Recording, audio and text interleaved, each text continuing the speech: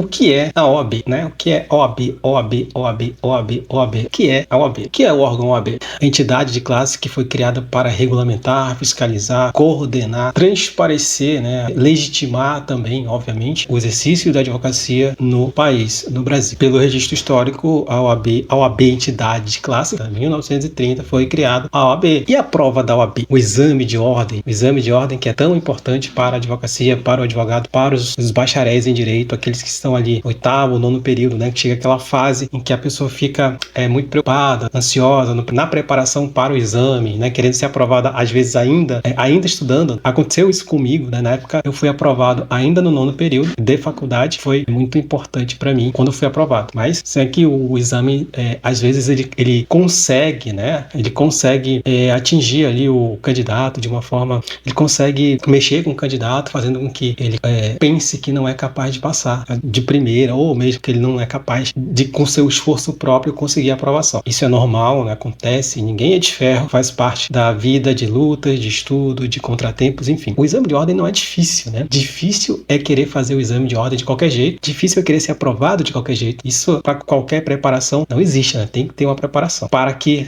se consiga ali o objetivo de um resultado positivo na realização do exame. Só um breve histórico até 1996, né? Antes ele era opcional. Ele não tinha obrigatoriedade para inscrição no quadro de advogados. Então, o que existia antes de 1996? Existia a Lei 4.215, né? Que é a lei que regulamentava ali essas questões de inscrição, de requisitos para inscrição no quadro de advogados. A Lei 4.215 de 1963, que foi a lei que estabeleceu o exame de ordem que criou ali o exame de ordem, não de forma obrigatória, mas o criou. É um ponto importante. Artigo 151 da Lei 4.215 de 63. Durante 3 anos, a partir da vigência desta lei, serão facultativos os requisitos do estágio profissional e do exame de ordem para efeito de inscrição. Não necessariamente se tinha que fazer a prova para ser advogado, para se inscrever no quadro de advogados. Bastava ali um estágio profissional. Então, até 1996, ou você fazia a prova, né, para se inscrever no quadro de advogados, ou você fazia o estágio profissional para então atingir o requisito essencial para inscrição. Aí, em 1994, foi promulgada a Lei 8.906, que é o Estatuto da Advocacia, o Estatuto da OAB, que aí essa lei, ela não mais aceitou, né, esse tipo de ingresso no quadro de advogados. A aprovação passou a ser requisito essencial para inscrição no quadro. A exigência da aprovação só a partir de 96, por uma regra de transição, né, provavelmente esperou-se esse período de transição para que passasse realmente a ser exigido de forma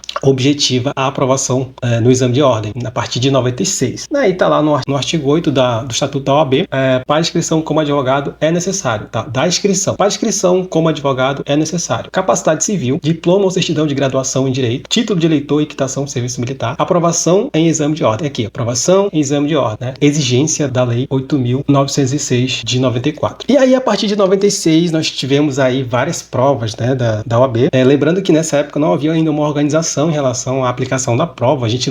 Nós lembramos que cada seccional ali realizava sua forma de ingresso, sua forma de avaliação, até que em 2007 houve a primeira unificação propriamente dita, quando 17 seccionais se uniram para a aplicação da prova. Então, isso foi um marco muito importante na evolução do exame, na aplicação da prova, na avaliação do futuro advogado, muito importante. Somente em 2009, e aí realmente em 2009, houve a unificação nacional, onde todas as seccionais se uniram para a aplicação simultânea da prova, para a avaliação simultânea dos candidatos que almejavam, né, inscrever no quadro de advogados da OAB. E ali no início, a prova era realizada pela antiga CESP-UNB, né, que é a Sebrasp, até 2010. A partir daí, nós temos a FGV como a banca avaliadora, a banca que aplica o exame da OAB até os dias atuais. Inclusive, o próximo que está para se realizar. Como era a aplicação da prova em épocas passadas? Bom, em épocas passadas, né, de acordo com a Lei 4.215, que criou o primeiro exame de ordem, o primeiro exame de ordem moderno, né, ela era aplicada em 2 etapas, também como hoje. Contudo, as etapas eram diferentes. A primeira etapa, já naquela época, era uma redação de uma peça prática profissional, e a segunda etapa consistia numa prova oral, ou seja, muito diferente do que é hoje, né? E a partir de 96, com a promulgação da Lei 8.906, Estatuto da OAB, a prova passou a ser de caráter eliminatória também, diferente, né? Continuou sendo em 2 etapas, contudo, a primeira etapa sendo prova objetiva, né? Com alternativas ali para marcar e a redação da peça prática profissional na segunda fase, juntamente com questões discursivas ali. Você tem um enunciado, esse enunciado geralmente é dividido em mais outras 2 questões. 4 questões, na verdade eu tenho 8 respostas discursivas ali, né? Ou seja, a redação de uma peça prática profissional total, com 6, 7 teses ali para dissertar, mais 4 questões discursivas que são divididas em duas. Então tem 8 questões para responder, tem 8 respostas, na verdade, na parte discursiva ali, né? O objetivo desse vídeo era só trazer um aparato geral do que é a OAB, né? A OAB é muito importante para aqueles que querem ser advogados, querem exercer o mundo público da advocacia, né? Aqueles que querem dar orgulho ali a si mesmos e a sua família por meio da advocacia. Então a OAB é muito importante. O exame da OAB, ele não é difícil, obviamente, para quem estuda de forma correta e para quem estuda de forma geral também, que já tem um conhecimento mais apurado. Mas assim, não é uma prova difícil, é lógico e óbvio, né, que exige uma preparação, uma dedicação, às vezes num nível um pouco exagerado, eu entendo, né? Passei por isso também. Na minha preparação, eu tive que me dedicar muito realmente para a aprovação no exame e foi importante para mim ser aprovado e ser advogado hoje. Muitas pessoas têm dificuldades diferentes, né? Tem impedimentos diferentes. Muitas pessoas trabalham, têm família, têm filho, têm outras ocupações. E isso impede, muitas vezes, o único tempo que ela tem,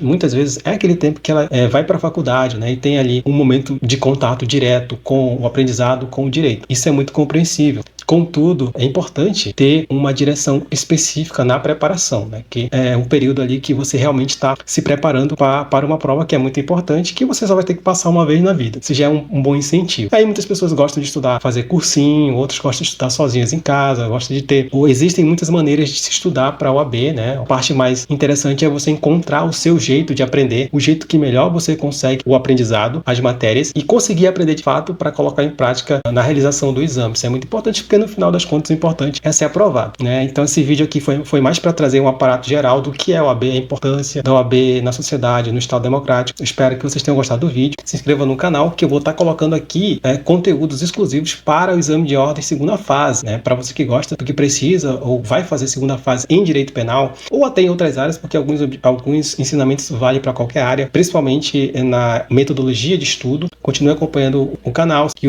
outros conteúdos vão ser colocados aqui. Então é isso, obrigado pela atenção, se inscreva no canal, se der, curte o vídeo, compartilha. Obrigado.